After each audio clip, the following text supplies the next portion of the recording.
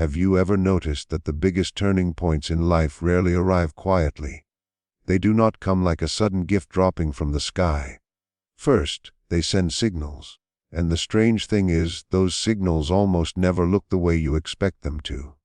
Many people pray for breakthroughs, blessings, or transformation, but when the signs begin to appear, they fail to recognize them. Before God places something great in your life, He does not start with the blessing itself. He begins with a movement deep inside your soul. Carl Jung believed the unconscious mind always sends signals before consciousness is ready to grow. And in spiritual language, this is how God whispers, "Prepare yourself." Great things never arrive without winds of indication. And when your soul starts feeling those inner movements, you are no longer who you once were. You are being guided. If you are watching this, it may not be random. You might be much closer to what God is preparing for you than you realize. There is something unusual that almost every soul stepping into a major life chapter experiences. Right before God prepares to give you something big, life does not become easier, it becomes heavier. During that time, you may not understand why you feel more tired than usual, more emotional, and why even small issues feel overwhelming. You look around and notice your relationships becoming strained instead of warm. Your work becomes intense, as if every challenge arrives together. Opportunities you believed were secure suddenly disappear at the last moment. You begin wondering if you are moving in the wrong direction. But often, this is the very first sign that a major blessing is getting closer. In Jungian psychology, every expansion of consciousness must pass through pressure. Jung said there is no coming to awareness without pain. Pressure is not there to destroy you. It expands the capacity of your soul so you can hold something greater that God is preparing. If you observe closely, everyone who is lifted walks through such a phase. Think about Joseph in the Bible. Before becoming second in command of Egypt, his life did not fill with blessings. Everything seemed to fall apart. Sold by his brothers, falsely accused, imprisoned, and forgotten. If you only saw that season, you would assume he was abandoned. But every layer of pressure was preparation. Each fall was positioning. What looked like failure was alignment. This phase feels confusing because of the paradox. You are doing the right things, living with faith, trying your best, yet results do not improve. You are stronger but more exhausted, wiser but lonelier. You pray for direction but receive trials. Through Jung's lens, this is not punishment, it is inner restructuring. When a higher level of consciousness wants to be born, the old one must crack open. Your mind is no longer wide enough for what God is preparing, so life stretches you, tests you, allows certain things to fall away. Imagine your soul as a vessel. You ask God to fill it, but it is too small.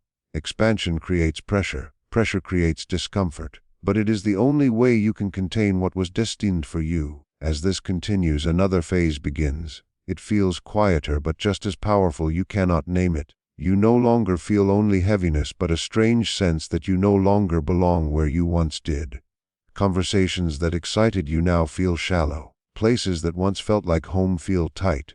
Habits that once comforted you feel heavy, like shoes you have outgrown. You feel restless without knowing why, urged without knowing where. And even though nothing outside has changed, inside you know something greater is calling you.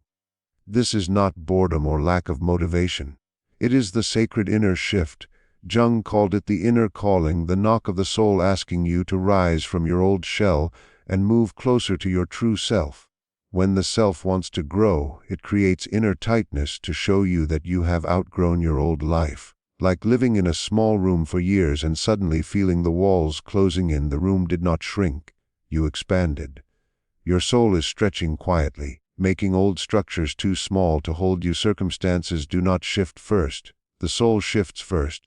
Restlessness is not there to disturb you, but to show you that you no longer belong to the old season. Relationships misaligned with your future begin fading. Old activities lose meaning. You are not forced out. You are gently led away. Then grace begins to appear. After pressure and inner shifting, you step into a gentler phase. Good things begin finding you before you look for them. Some call it luck, but it feels too precise to be luck. Doors open that you never knocked on. Someone mentions your name at the exact moment you need it. Invitations appear aligned with your prayers. Jung called this synchronicity, meaningful coincidences that reveal alignment between your inner world and outer reality. When your mind, soul, and divine timing align, life starts moving with strange precision. You stop forcing, things begin flowing. Opportunities no longer feel chased, they arrive. But just when everything seems aligned, another phase often appears. Attacks intensify right before breakthrough. Darkness feels louder, challenges feel sharper. This is not punishment, but confrontation with the shadow. Jung described the shadow as the hidden parts of us carrying fears, wounds, and unresolved pain. Before elevation, these parts rise to be healed. You cannot enter a new chapter carrying the weight of the old one. Like an arrow pulled back before release, the greater the pull, the greater the launch. Strong attacks often mean strong elevation is near. After this storm, something very unusual happens. Silence, not chaos, not pressure, just stillness. Guidance feels distant, prayers feel quiet. This sacred silence is not absence but incubation. Jung called it the gestation stage, where the inner world retreats to prepare something new. Like a seed buried in soil, nothing appears to happen, yet everything is forming beneath the surface. Silence clears inner space so something greater can enter. It teaches you to hear divine guidance beyond fear and noise. And then, slowly, a new pull begins. You start feeling drawn toward the strongest version of yourself. Not forced, but invited. You want discipline, peace, clarity, health, authentic living. You release drama. You seek truth. Jung described this as the emergence of the self, the divine center of the psyche guiding you beyond ego and fear. You feel guided by peace instead of pressure, by maturity instead of impulse. It feels like coming home to who you were meant to be.